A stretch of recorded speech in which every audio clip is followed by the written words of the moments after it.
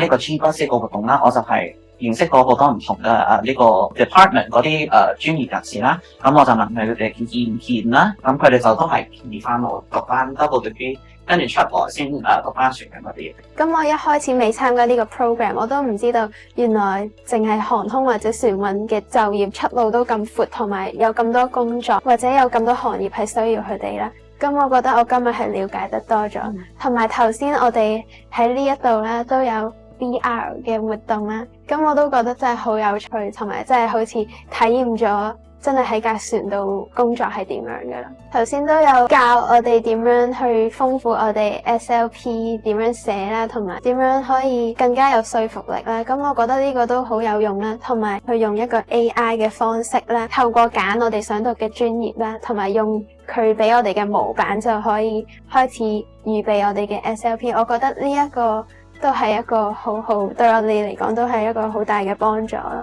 我係對好多唔同科都有興趣，但係就係冇一個特別嘅科我好想讀，所以我都想了解多啲唔同嘅 program 啦。咁我嚟咗今日呢一個 event 之後，我都覺得真係可以好深入咁了解到呢一個 program 係原來係 double degree 嘅，係 focus 喺啲乜嘢度啦。咁我都覺得係對我有一個好大嘅幫助。我就係一直都係想讀呢科噶啦，我冇其他科係想讀嘅，我一直都係想入 PolyU 呢科啦。咁啦，不過其實我自己都有少少憂慮嘅，即係我自己淨係想揀呢科，咁其實我都唔係太知道，即係裡面佢嗰啲嘢係咪啱我讀。